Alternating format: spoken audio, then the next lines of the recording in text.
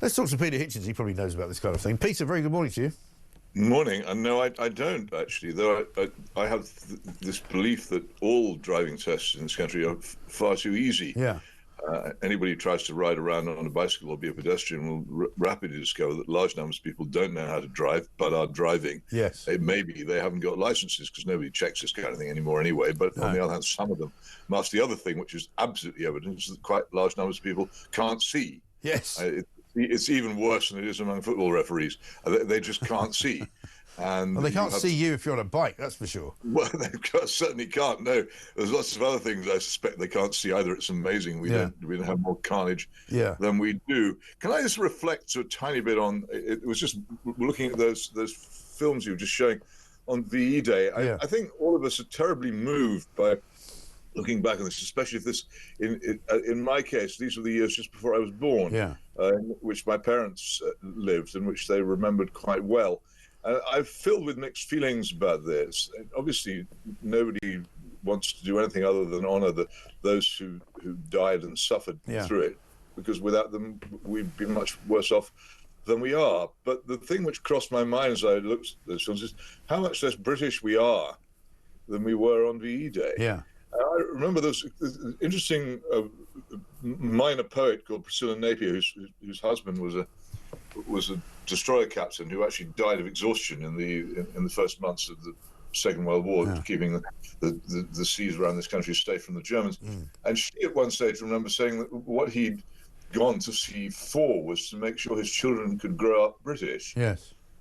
And I just wonder whether those who in 1939, 1940 set out on the path to what was quite possibly going to be death or serious injury or whatever other disaster, and all the people who sighed and said, okay, right, we're going to endure rationing and privation and everything that's coming for this immense battle. I think all of them had, if they'd been asked for their war aims, the most fundamental one would be that they wanted Britain to remain Britain and for their children to grow up in a country like the one they'd grown up in. And yet this didn't happen.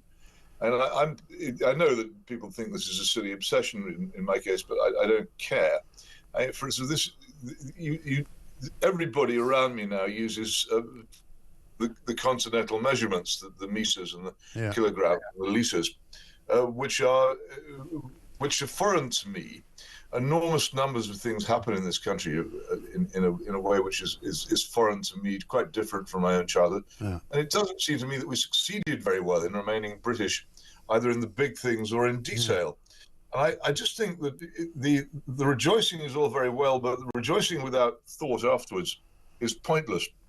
And when people have put away the Union Jacks and cleared up the street party debris and all the rest of it, and when the pubs have finally closed, I would just urge people to think a lot more about whether we really did win this war, and what we could do about restoring and retaining that which is still British about us. Yes. Because I think that is really the important thing we now face. Before it all goes and vanishes altogether, we really need to consider what we were fighting for rather more profoundly than we have before.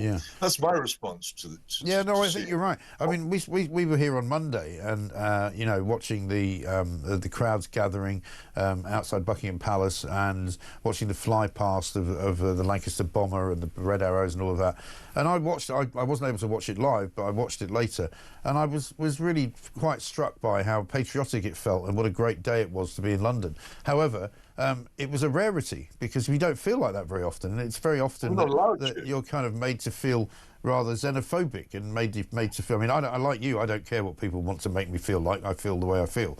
But people will sort of frown upon those kinds of exhibitions of patriotism, particularly this government, who now seem to have rediscovered it because they think they're going to get slaughtered by reform. Well, for them, it seems to me to be wholly insincere. I simply do not think the New Labour project has ever been patriotic.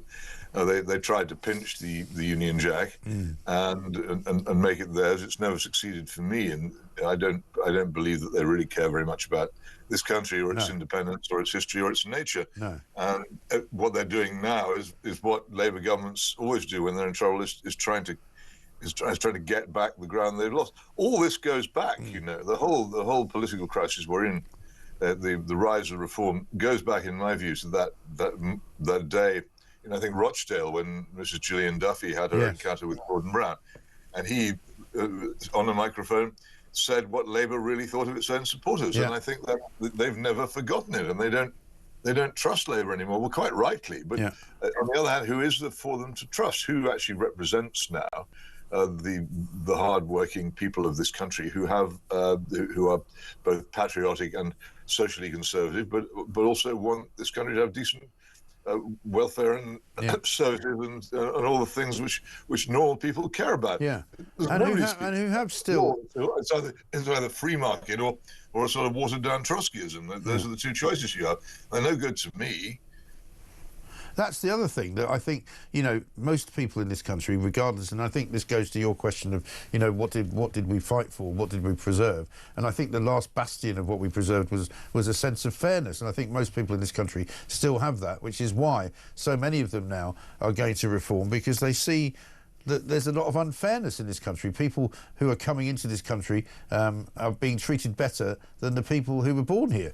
And I think that's what's really starting to get to people's, psyche, and they're starting to go, enough is enough. I'm hearing that a lot. But it's all very well saying enough is enough, but do you really get the sense, because I don't, that the leaders of reform have got any profound thoughts on how to put this right? Or they seem to me, as I say, to be a Margaret Thatcher tribute band, harking back to her time as if it was paradise, when in fact an awful lot of what was important about this country was wrecked during the Thatcher period, particularly the manufacturing industry that enabled us to be an independent country. I think their intention is to address the issues that people are upset about, and to take away some of the progress, in inverted commas, that's been made over things like net zero, which has become like a religion to people, and they realise that they're the only party that actually says, we don't believe in that. We don't think that's the right way to go, and they'll dismantle it. The same for the ridiculous, diversity and inclusion policies that have been ruining companies and councils up and down the country. They'll start putting a stop to that. And I think if that's the beginning of it, then that's the start to something, isn't it? Well, maybe it is, or maybe it isn't. I think that a lot of it may, if they do obtain office, which I don't rule out, there'll be a lot of crowd pleasing of the Donald Trump type in the first few months in office. But do they have any fundamental idea of what sort of Britain they want this to be? I think an awful lot of Britain is, as I say, social conservatism and the value we place on private life and the family and the Englishman's home being his castle, which it certainly isn't anymore, and the state being under our feet rather than over our head. Yeah. I just don't get the impression that these say bad boys of Brexit, as many of them were, are really particularly concerned with that. It's much more for them. It's ultimately the free market, and I don't think the free market untrammeled is the answer to what we have. And I would like to see something much more actually conservative with a small c emerging from this than Reform UK appears to me to be. Well, maybe it will, but I mean, certainly the Conservative Party appears to be dead in the water right now, and I don't see any reason for that to come back. But I mean, amongst all of those things, Mike, and the thing is, what I find frustrating is that it's now, 15 years and longer since I was trying to explain to people the Conservative Party was indeed dead in the water, didn't represent them, and now I'm surrounded by people saying, "Oh, the Conservative Party is dead. It's useless. It's not conservative. It's not power." But too late. Yeah. Why do people always take so long to catch up with reality? Why, when in 2010 I said, for heaven's sake, do not validate David Cameron's Blairite takeover of the Tory party, don't vote for them, did people turn on me as if I was some kind of traitor? But they did. And there's just no ability to see the crisis when it's happening. No. But that's a very much a modern problem, isn't it? With everything that you and I have spoken about for a very long time now. People don't see it. I mean, talking about many of the things that just ordinary news stories.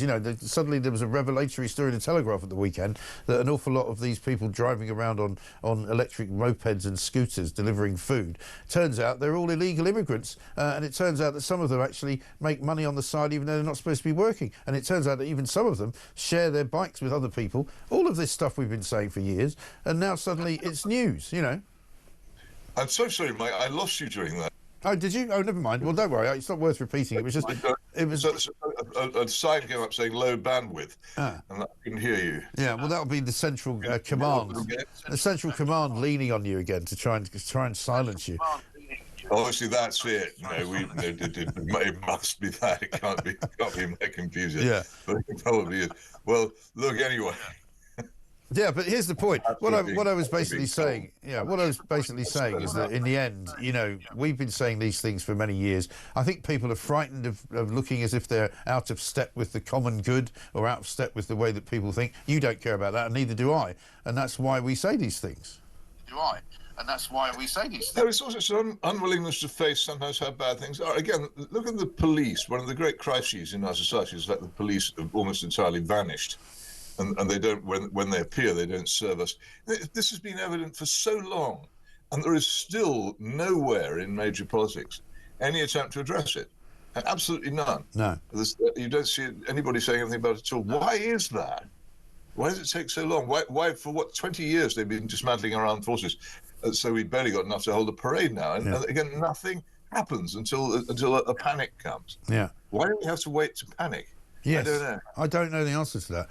But listen, we'll let you go because the sound is sort of echoing, reverberating. Peter, good to talk to you, though. We shall remain, I'm sure, outliers on all of this stuff, and we'll continue to speak out whenever we feel like there's something wrong. But as Peter says, why does it take everybody else so long to catch up?